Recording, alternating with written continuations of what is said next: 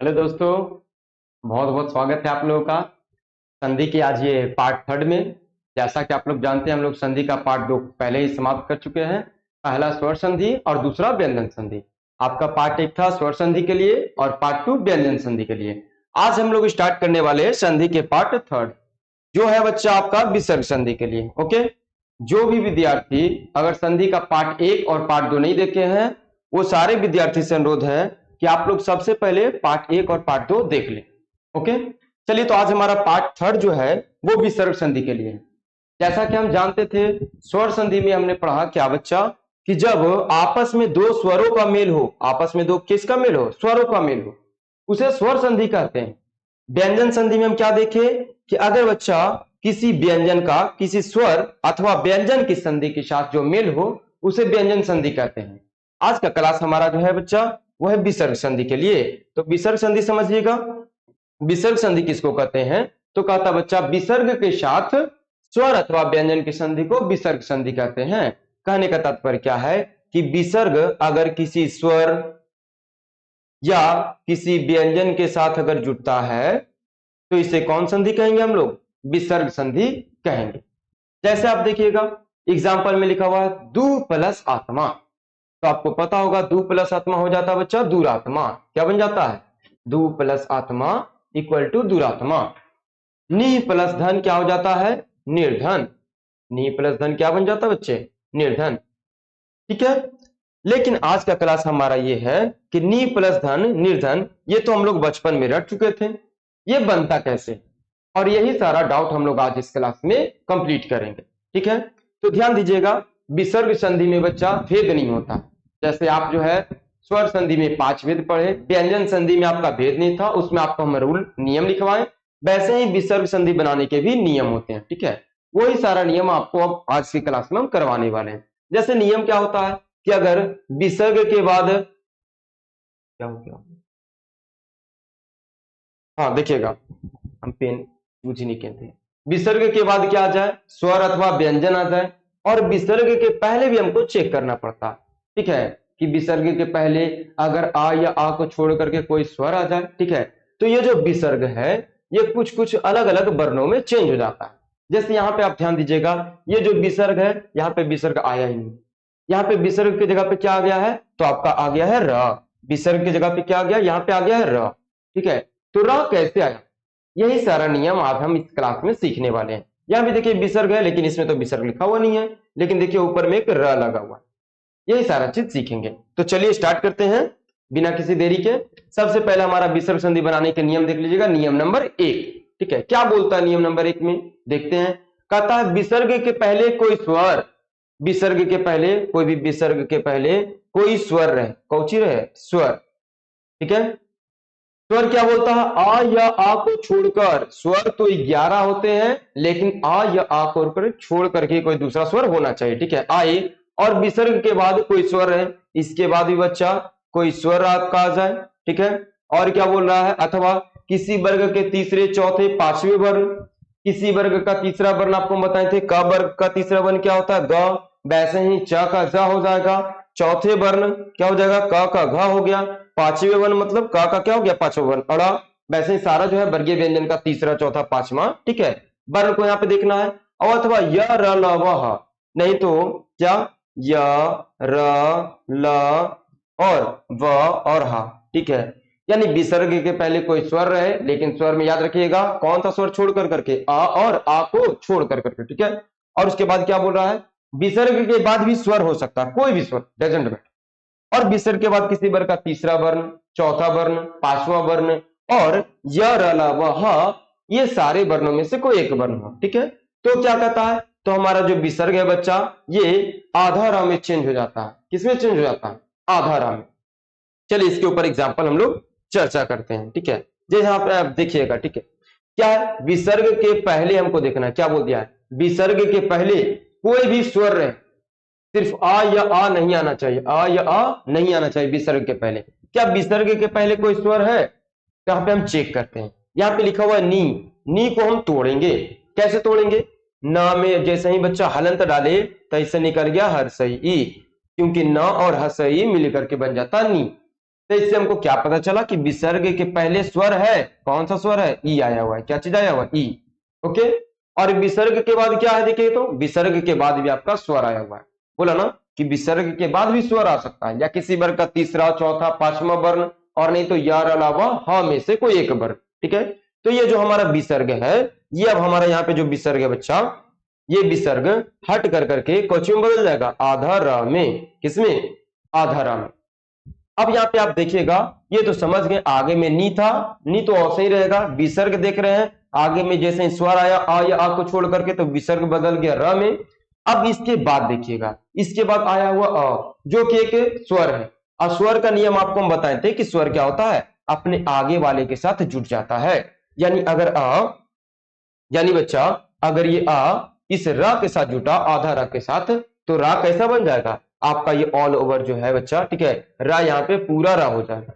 अब सबको अगर जोड़ दिया जाए तो यहाँ देखिए न और ई, जो नी था हमारा नी ही रहेगा। ये र और आ मिल करके विसर्ग जो रा में चेंज हुआ और उसके बाद आ है, तो ये पूरा रा हो गया। और यहाँ पे बचा हुआ है थ और का, था के ऊपर रा, ठीक है, यानी निरर्थक। क्या बन गया, निरर्थक। यानी नी प्लस अर्थक का, नी प्लस अर्थक क्या बनेगा, निरर्थक। ओके, दूसरा देखते से, विसर्ग के पहले हमको स्वर देखना है, लेकिन स्वर क्या, आ या आ को छोड़ कर करके।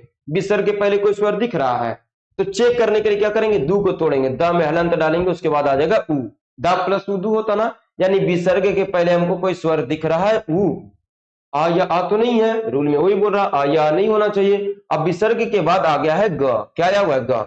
ग किसी वर्ग का क्या तीसरा वर्ण है, क ख ग, यानी का वर्ग का तीसरा वर्ण है ये। ठीक है, तो हमारा विसर्ग यहां से हट कर कर करके आधा रा में चेंज हो जाएगा। ओके, ऑल ओवर ये बनेगा क्या बाबू, ऑल ओवर क्या बनेगा, तो यहाँ पे दू है, दू लिखा गया। आपको पता है कि यहाँ पे स्वर था, स्वर जुट गया तो आधा रा क्या हो गया, पूरा रा में चेंज हो गया। लेकिन ये ग स्वर नहीं, ये व्यंजन है, और व्यंजन जुटता नहीं है, साथ में ऐड होकर के लिखा जाता है। तो ये क्या हो जाएगा, ग का ग लिखा गया, और आधा न और था। अब ये रा जो है आधा रा दू के बाद देना चाहिए था, लेकिन आधा रा क्या हो जाता है, जो रेफ होता है ये अपने पीछे वाले वर्ण में क्या हो जाता है, जुट जाता है, चढ़ जाता है। कब, जब ये व्यंजन रहे तब। ओके, क्या ये येलो कलर आप लोगों को विजिबल है ना, हाँ चलिए ये विजुअल है। ठीक है, देखिएगा, अगर कहीं पे डाउट होता है, दिक्कत होता है, पूछिएगा आप लोग, ठीक है, कमेंट बॉक्स में लिखिएगा, उसको हम इंप्रूव करेंगे। ठीक है, अगला देखिएगा, हमारे इंपॉर्टेंट एग्जांपल आसी प्लस बाद है। आप देख रहे होंगे विसर्ग के पहले क्या है, ई आकार लगा हुआ है। देखिए स में ई आकार लगा हुआ है कि नहीं, दीर्घई, तब नहीं ये सी बना है। और विसर्ग के बाद क्या है, व आया हुआ है। आप देखिए तो य र ल व आया हुआ है ना विसर्ग के बाद, ये सारा चीज। तो विसर्ग हमारा यहां से हट कर करके बच्चा किस चीज में चेंज हो जाएगा, तो विसर्ग हमारा आधा रा में चेंज हो जाएगा, आधा रा में। अभी आपको बताएं कि अगर आधा रा के बाद स्वर रहता है तो वो जुट जाता है, लेकिन यहाँ पे आधा रा के बाद व्यंजन था, तो ये जो आधा रा है व्यंजन के ऊपर चढ़ गया। यहाँ भी देखिए आधा रा के बाद क्या है, व्यंजन, तो आधा रा क्या हो जाएगा, पीछे वाले व्यंजन के साथ जुड़ जाएगा। स्वर अपने आगे वाले के साथ जुड़ता है और व्यंजन पीछे वाले के साथ जुड़ जाएगा। ठीक है, तो क्या हो जाएगा, आसी, ठीक है, और वाद। अब बात आता है रा किस पे लिखाएगा, तो वा के ऊपर रा आ जाएगा, यानी ये हो गया आशीर्वाद। ओके, अब हम जो है जब स्वर स्टार्ट किए थे, सॉरी संधि स्टार्ट किए थे, तो हम बताए थे आशीर्वाद किस प्रकार से लिखा था। आप देख सकते होंगे आशीर्वाद इस प्रकार से लिखा था। समझ में आई बात, ये आपका था बच्चा नियम नंबर 1, जिसमें क्या बोले कि विसर्ग के पहले कोई भी स्वर आ जाए, सिर्फ आ या आ को छोड़ कर करके, अब विसर्ग के बाद कोई भी स्वर रहे, या किसी वर्ग का तीसरा वर्ण, चौथा वर्ण या पांचवा वर्ण, तो आपका क्या अलावा हा। ठीक है, तो विसर्ग आपका आधा रा में चेंज हो जाता है। ओके, आई होप आपको रूल नंबर 1 जो है बहुत अच्छे से समझ में आ गया होगा। रूल नंबर 2 देखते हैं, क्या है रूल नंबर 2। ठीक है, बहुत इंटरेस्टिंग है, देखिएगा, कहता है क्या, विसर्ग के पहले हर्षई या दीर्घयु हो। पिछला रूल में बोला विसर्ग के पहले कोई भी स्वर हो, सिर्फ आ या आ को छोड़ कर करके, लेकिन इस बार क्या बोल रहा है कि विसर्ग के पहले, ये विसर्ग के पहले या तो हर्षई या तो हर्षऊ हो। ठीक है, और बाद में क्या हो, बाद में या तो आपका क आ जाए, या तो आपका ख आ जाए, या तो प, और नहीं तो फ आ जाए। ठीक है, यानी क और ख देखिएगा, और प और फ जो है आपका जो है ये प्रथम वर्ण, क वर्ग का दूसरा वर्ण, पा वर्ग का प्रथम वर्ण, और पा वर्ग का दूसरा वर्ण। ओके, तो इसमें क्या हो जाता है, विसर्ग जो आपका मूर्धनिशा में चेंज हो जाता है। यानी ये जो विसर्ग इसको हटा कर करके मूर्धनी सा लिख देंगे बस। बाकी जो जैसा आया हुआ उसको वैसा जोड़ देंगे। विसर्ग संधि बहुत ईजी है। जो बच्चा हमारा पहला पार्ट और दूसरा पार्ट ये संधि का देख चुके हैं उनको विसर्ग संधि में समझने में थोड़ा सा भी दिक्कत नहीं होगा। अब चलिए इसको बनाते हैं, ठीक है। तो इसमें हम देखेंगे बच्चा क्या लिखा हुआ है। विसर्ग के पहले क्या आपका कोई स्वर है, तो हाँ दिख रहा है, दू लिखा हुआ है। दू को अगर तोड़ते हैं तो दा में हलंत डालेंगे और ये हर्षौ निकल गया, दू हो गया। हमारा रूल भी वही बोल रहा था कि विसर्ग के पहले या तो आपका हर्षई हो या तो आपका हर्षौ हो, ठीक है। यहाँ पे दिख रहा है विसर्ग के पहले हर्षौ दिख रहा है। अब विसर्ग के बाद क्या दिख रहा है बच्चा, तब विसर्ग के बाद क है। देखिए तो समझ रही बात ना। अभी पिछला रूल में देखिए तो कहीं पे भी विसर्ग के बाद क्या क आया था, या तो विसर्ग के बाद स्वर रहेगा, तीसरा वर्ण, चौथा, पांचवा, नहीं तो य र ल व ह, यही सारा वर्ण। कहीं पे भी क और ख और प और फ का चर्चा नहीं आता, ठीक है। तो क्या होगा यहाँ पे हमारा जो विसर्ग है बच्चे, यह हमारा जो विसर्ग है यहाँ पे क्या हो जाएगा, विसर्ग हट कर करके आधा सा में बदल जाएगा, आधा मूर्धनी सा में बदल जाएगा। अब सबको ऑल ओवर ऐड करके लिख देते हैं। तो क्या हो गया हमारा दू, आधा सा को कैसे लिखते हैं, आधा सा ऐसे हो गया, क्योंकि इसके बाद ये व्यंजन है। व्यंजन क्या होता है, साथ में खाली लिखा जाता है। अगर स्वर रहता यहाँ पे आ आया हुआ रहता तो ये ऐड हो जाता, लेकिन आ वाला तो हमारा रूल ही नहीं है। बाकी लास्ट में लिखा हुआ कर्म, तो क्या हो जाएगा कर्म, यानी दूह प्लस कर्म क्या हो गया, दुष्कर्म। बहुत इंपॉर्टेंट एग्जाम्पल है, आपका जो है एग्जाम में बहुत पूछता है। सेम अब देखिएगा सेकंड वाला जो आपका एग्जाम्पल है बच्चे, उसको भी सेम विसर्ग के पहले देखे तो आपका उ आकार आया हुआ है, क्योंकि यहां भी दू को तोड़ेंगे द प्लस उ में आपका उ आया हुआ है। अब बाद में है प, विसर्ग के बाद क्या आया हुआ प। रूल तो यही है, या तो क या ख है, नहीं तो प या फ है, ठीक है। तो यह हमारा विसर्ग हट कर करके क्या हो जाएगा, आधा जो आपका जो हो जाएगा मूर्धनी सा, ठीक है। तो क्या हो गया, दुष्य प्रकृति। दुष्य प्रकृति समझ में आ रही बात आप लोग को। दुष्य प्रकृति यहां पे जो है को अच्छे से लिख देते हैं, दूसरे प्रकृति, ठीक है। सेम यहाँ पे देखिएगा बच्चा आपका लिखा हुआ है नी प्लस कपट। तो क्या हो जाएगा, विसर्ग के पहले आपका देख रहे हैं हर्षई आया हुआ, क्यों, क्योंकि नी को तोड़िएगा तो ना प्लस हर्षई, ओके। अब विसर्ग के बाद आपका क है, तो ये हमारा विसर्ग कोच में चेंज हो जाएगा, तो आपका जो हो गया मूर्धनी सा में, ठीक है। क्या बन जाएगा, निस कपट, नी प्लस कपट क्या हो गया, निस कपट। सेम वैसे आप लास्ट वाला बताइएगा, निह प्लस फल क्या हो गया, निष्फल। इसको बढ़िया से एकदम तोड़ कर करके आप लोग सीखिए बनाने के लिए, और घर पे जितना हो सके विसर्ग का सारा क्वेश्चन को आप लिख लीजिए और उसको प्रैक्टिस करिए। एक अच्छा सा इसका नोट्स जो है बना लीजिए आप लोग, ठीक है। और नहीं तो इसका जो हम जो है पीडीएफ का, जो अगर आपको पीडीएफ चाहिए उसका लिंक हम क्या करेंगे, डिस्क्रिप्शन बॉक्स में नीचे हम दे देंगे आपका संधि का पार्ट 1 का भी, 2 का भी और 3 का भी, तीनों का, ठीक है। चलिएगा अगला रूल में आते हैं बच्चे।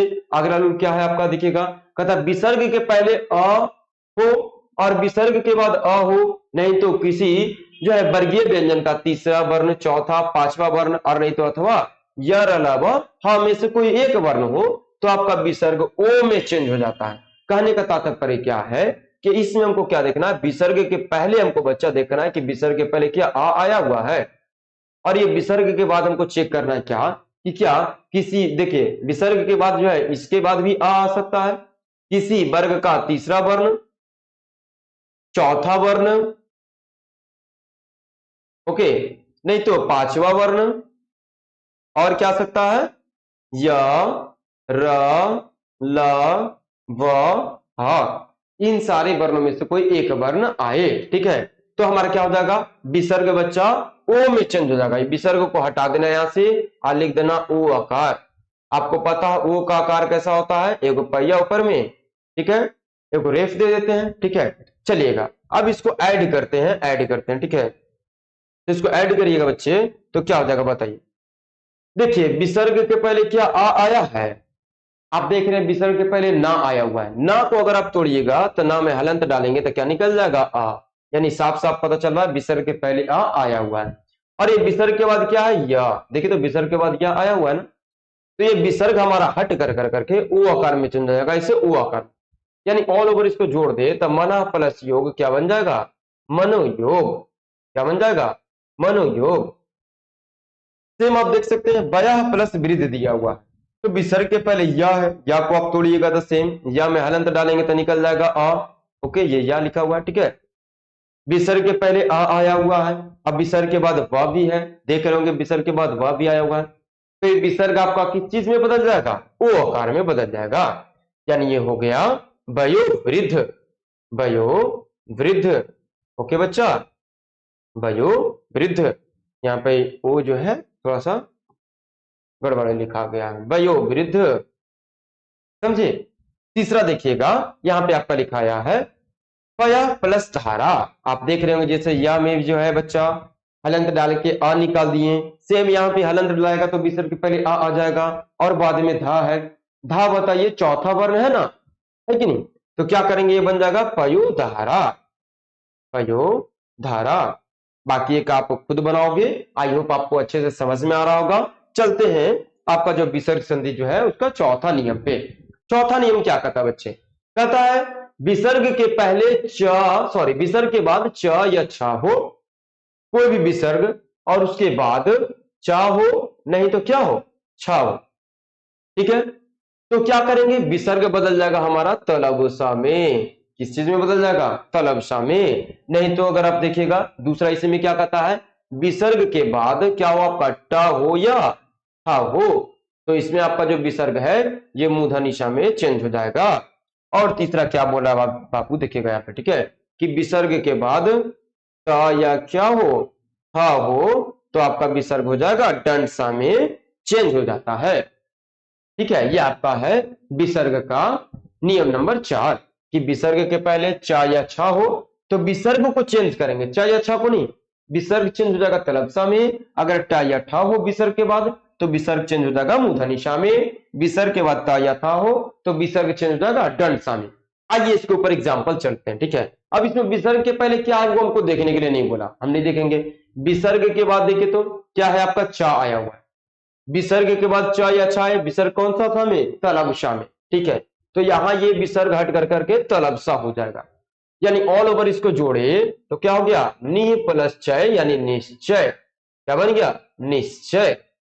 ओके, सेम यहाँ पे वैसे देखिए विसर्ग के बाद छ आया हुआ, तो ये विसर्ग कौन सा सा में, तलवसा में, यानी निह प्लस चल निश्चल। अगला आप देखिएगा लिखा हुआ है विसर्ग के पास त आया हुआ, विसर्ग के बाद तो त रहता है तो दंडसा में चुन जाता है, यानी ये क्या हो गया बच्चे, तो ये हो जाएगा नि प्लस तार, यानी दंडसा आधा इस प्रकार से देंगे, ये हो गया निस्तार। इसके बाद आप देखिएगा विसर्ग के बाद आपका आया हुआ ठ आया हुआ है, तो क्या बोले ठ रहेगा तो आपका मूर्धनिशा में चेंज हो जाएगा, यानी ये मूर्धनिशा आधा देंगे इस प्रकार से, ठीक है, या इसको हलंत लगा देते हैं तो क्या हो जाएगा, निष्ठुर। ओके, लास्ट वाला आप लोग खुद से बनाओ, कमेंट बॉक्स में इसका आंसर जरूर दीजिए, ठीक है। धनु प्लस टंकार क्या बनेगा, ये आपका था विसर्ग संधि बनाने के नियम नंबर 4। ओके, अगला चलते हैं आपका जो है बच्चा विसर्ग संधि बनाने के नियम नंबर 5 में क्या बोलता है, कहता है बच्चे कि यदि रेफ, रेफ बोलिए, रेफ मतलब आधारा रहे, ठीक है, या विसर्ग रहे, उसके बाद क्या हो, पूरा का पूरा आपका रा आए। ओके, तो क्या करेंगे, विसर्ग या आपका जो रेफ है उसको लोप कर देंगे, गायब कर देंगे, और इसके पूर्व जो हस्व है वो दीर्घ में बदल जाएगा। हस्व किस में बदल जाएगा, दीर्घ में, ठीक है। आइए इसको हम लोग एग्जाम्पल के थ्रू समझते हैं, एग्जाम्पल के थ्रू इसको हम समझते हैं। क्या कर रहा है, देखिए कि बच्चा यहाँ पे देखिए विसर्ग आया हुआ, या तो विसर्ग आए और नहीं तो आपका आधा रा आ जाए, वही ना बोला, या तो विसर्ग आएगा या तो आधा रा आ जाएगा। ओके, तो क्या करना है, जैसा वैसे हमको लिख देना है, लेकिन इसके पूर्व, इन सभी के पूर्व जो आपका आया हुआ है हस्व, उसको किस में बदल देना है, दीर्घ। यानी देखिएगा यहाँ पे हस्व क्या है, नी है, नी में आपको पता होगा बच्चा, नी को तोड़ेंगे तो ना प्लस हसई, हमको इसको दीर्घई में चेंज करना है, दीर्घई में हम इसको बदलेंगे तो हमारा नी इस साइड से ना लिखा जाएगा, ठीक है। तो इसको सेम वैसे ही कर देना, यानी ये हो जाएगा नी, अब बाकी जो है र और जा जो है वैसे ही ऐड हो जाएगा, नीरज। सेम दोनों एग्जांपल सेम है, या तो आपका विसर्ग रहे या तो रेफ रहे, इसमें भी सेम ही बनेगा नीरज। इसमें देखिए विसर्ग रहे या आपका रेफ रहे, ओके, और उसके बाद कुछ भी रहे डजंट मैटर, तो क्या हो जाएगा, ये आपका जो है हर्षई है वो दीर्घई में बदल जाएगा, यानी ये दोनों ऑल ओवर क्या बनेगा, नीरस, क्या बन जाएगा, नीरस। यहां पे देखिए नी ही लिखा हुआ है, या ना के बाद जो है आपका रेफ आया हुआ है, उसके बाद कुछ भी है, रोग लगा हुआ है, तो क्या करेंगे, दोनों को लोप कर देंगे, इन दोनों को गायब कर देंगे, आई जो हर्षई है वो दीर्घई में चल जाएगा, यानी हो जाएगा निरोग। दोनों क्या बनेगा? निरोग। ये दोनों मिलकर के क्या बन जाएगा? निरोग। ये दोनों मिलकर के बनेगा। ओके, देख रहे हैं नी प्लस रुज है, क्या करेंगे? रेफ जो आया हुआ है या जो विसर्ग है इसको लोप कर दीजिए, गायब कर दीजिए, और ये ऑल ओवर बन गया क्या? नीरुज। ओके, इसमें भी क्या करेंगे हम? जो हर्षई आया हुआ है उसको दीर्घई में चेंज कर देंगे, यानी जो हस्व है उसको दीर्घ में चेंज कर देंगे। ओके, इसी के साथ आपका जो है विसर्ग का रूल बच्चा क्या हो जाता है? समाप्त हो जाता है विसर्ग संधि के रूल। लास्ट कुछ कुछ जो है बच्चे आपके विसर्ग संधि में बचते हैं क्या? वो देखिए एडिशन में इसको करते हैं, ठीक है, हालांकि ये विसर्ग संधि में नहीं आते हैं। वो क्या क्या होते हैं? जैसे अगर आपको पूछते कभी कभी कब प्लस ही, तो क्या बनेगा? बन जाता है कभी। ये ऐसे बनता कैसे? तो इसमें क्या होता है बच्चा? जो अल्प प्राण वर्ण आते हैं वो महाप्राण में चेंज हो जाते हैं। अल्प प्राण वर्ण हम पढ़ाए थे आप लोगों को वर्ण विचार में, वैसा वर्ण जिसके उच्चारण में श्वास वायु की मात्रा कम लगे, ठीक है, लेकिन महाप्राण में क्या होता है? श्वास वायु की मात्रा ज्यादा लगता है। ओके, अब यहाँ पे कब प्लस ही क्या बन जाएगा? कभी। अब प्लस ही अभी, जब प्लस ही जभी, तब प्लस ही तभी। सेम ऐसे देखिएगा, यहां प्लस ही यही, वहां प्लस ही वही। ओके, मतलब ये जो जुट कर करके बना है ही इसमें, ठीक है, इसमें ज्यादा बोलने में प्रेशर देना पड़ रहा है, ठीक है। सेम देखिएगा, किस प्लस ही किसी, जिस प्लस ही जिसी। लेकिन अब देखिएगा आपका यह प्लस ही यही है, लेकिन अगर यहां हो जाए तो यहां पे चंद्र बिंदु आ गया है, ठीक है, तो क्या करेंगे? लिखेंगे यही, यहां पे हम बिंदु लगा देंगे। इसी के जैसा वहां प्लस ही क्या हो जाएगा? वहीं। ओके, इसी के साथ बच्चे हमारा ये जो है संधि का खूबसूरत सा सफर आपका समाप्त होता है।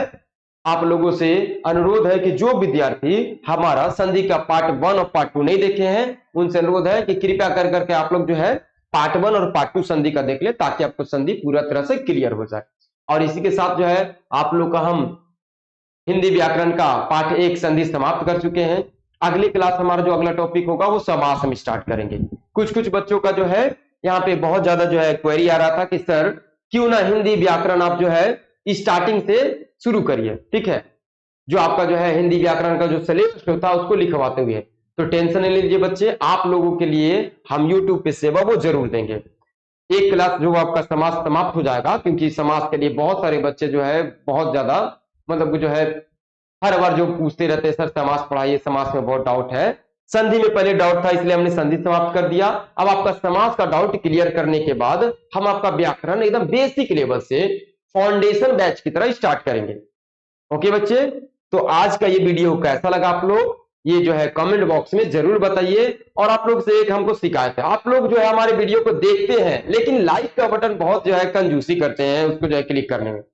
इसलिए बच्चे लाइक का बटन एकदम जम करके दबाइए और जितना हो सके ये वीडियो को, हमारे वीडियो को बहुत जगह पे शेयर करिए अपने सारे दोस्त यारों। जो बच्चा हिंदी व्याकरण का तैयारी कर रहे हैं या कोई कंपिटेटिव एग्जाम का तैयारी कर रहे हैं या जूनियर क्लास में पढ़ते हैं, ठीक है, और वो जो है हिंदी व्याकरण को पढ़ना है, उनके साथ ये शेयर करिए जरूर, ताकि हम आपके बीच जल्द से जल्द आ सके। जितना अच्छा आप लोग हमारे प्रति प्यार दिखा रहे हैं यूट्यूब पे, आप लोगों को तहे दिल से धन्यवाद, बहुत बहुत शुक्रिया, ठीक है।